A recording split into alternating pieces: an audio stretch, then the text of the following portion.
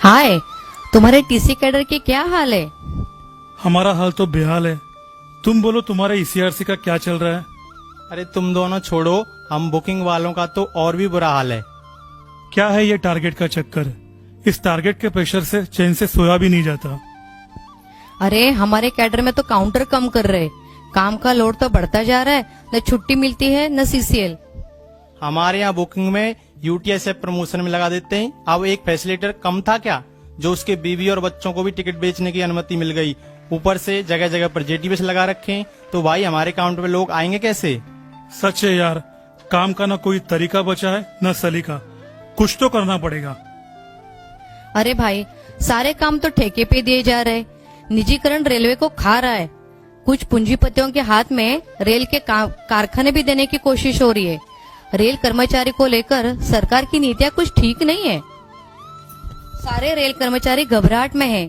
कुछ न कुछ तो जरूर करना पड़ेगा। सही है, पहले ही बुकिंग काउंटर धीरे धीरे बंद कर दिए और अब जो बचे उनका ये हाल है। हद हो गई, अब तो कुछ न कुछ करना ही पड़ेगा।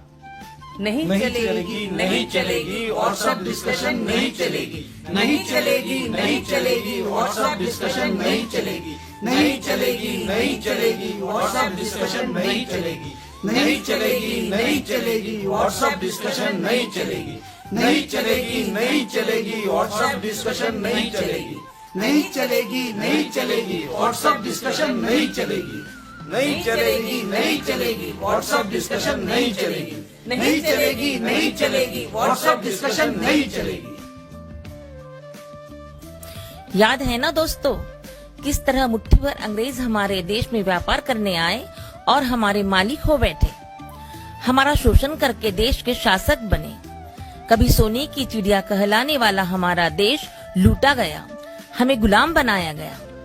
याद करो किस तरह देश के वीर सपूतों ने अंग्रेजों के जुल्मी हुकूमत को ललकारा था। जी जान से लड़े थे लोग आजादी के लिए। यही महीना था, आज ही का दिन था, 9 अगस्त 1942, अगस्त क्रांति, अगस्त रिवॉल्यूशन। 1924 में स्थापना हुई all India railway men's federation की, जो उस वक्त भी रेल कर्मचारियों के हित के लिए लड़ रही थी, जब ये देश आजाद भी नहीं हुआ था। 1930 में रेलवे में अंग्रेजी हुकूमत के विरोध में रेल मजदूरों के हित में व्हीप के माध्यम से हड़ताल के लिए पहल हुई। और जैसा कि आप जानते हैं, पहला पे कमीशन मिला 1946 में, जो दिलवाया इसी all India railway men's federation ने।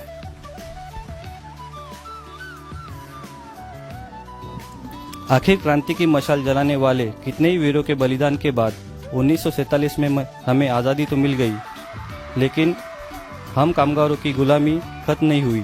फिर उम्मीद की एक नई किरण जागी और जन्म हुआ 1954 में नेशनल रेलवे मजदूर यूनियन का। समय समय पर यूनियन कामगारों के हित में मांगे रखती आ रही है और जरूरत पड़ी तो आंदोलन के लिए में कभी पीछे नहीं हटी। आपको याद ही होगा, देश की सबसे बड़ी हड़ताल 1974 की रेल कर्मियों की हड़ताल। 15 लाख कर्मचारी जब हड़ताल पर चले गए, पूरा देश थम सा गया, चक्का जाम हो गया। हमारे कितने कॉमरेड साथियों ने गोलियां खाई सीने पर, बलिदान दिया, अपना खून बहाया, तब जाकर निखर कर आया है यूनियन के लाल झंडे का यह लाल रंग। सरकारें बदलती रही और रेल मजदूर के हक के लिए यूनियन का संघर्ष भी बढ़ता रहा। All India railway men's federation और नेशनल रेलवे मजदूर यूनियन ने आवाज उठाई, तब जाकर नियम और कानून से काम होने लगा। माँ भी बच्चे को दूध नहीं पिलाती जब तक बच्चा रोता नहीं। उसी तरह यूनियन ने कामगारों के लिए सुरक्षा मांगी, सुविधा मांगी, देश के सबसे बड़ी हड़ताल का नोटिस दिया, संघर्ष किया, तब जाकर मिला है बोनस। महंगाई भत्ता किसने दिलवाया? कार्य के घंटे किसने निर्धारित करवाए? जेसीएम पीएनएम का अधिकार किसने दिलवाया? चौथा, पांचवा, छठवा और सातवां पे कमीशन किसने दिलवाया? सिर्फ और सिर्फ all India railway men's federation और नेशनल रेलवे मजदूर यूनियन ने।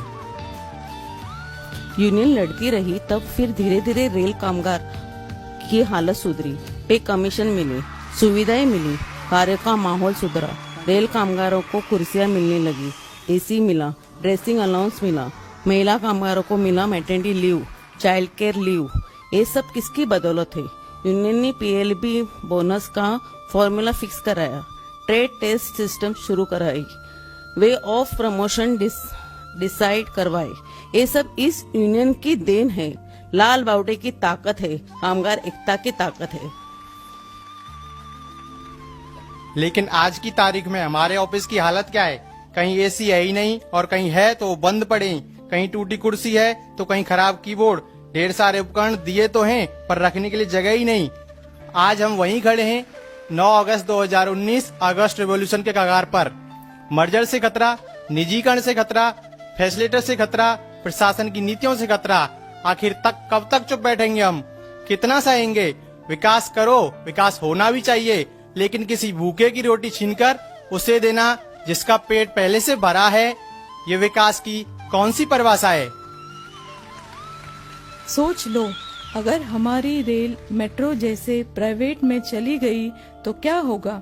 क्या वो किराया आम जनता दे पाएगी? क्या वो सुरक्षित होगी? क्या हम रेल कर्मचारी रहेंगे? क्या रेल बचेगी? नहीं, बिल्कुल नहीं।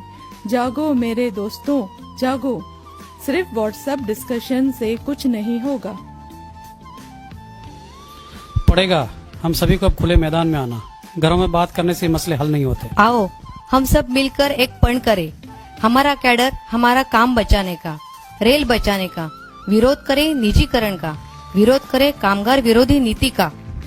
आइए, जिनका वक्तृत्व है कमाल और कर्तृत्व है विशाल, मजबूत करे ऐसे हमारे महामंत्री कॉमरेड वेणु पी नायर के हाथ।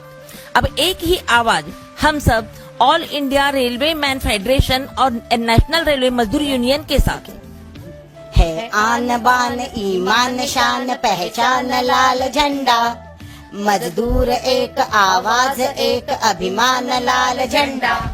इतिहास है, विश्वास है, बलिदान लाल झंडा, सच्चाई है, अच्छाई है, सम्मान लाल झंडा। उद्योग एक, यूनियन भी एक, गुंजे है एक नारा।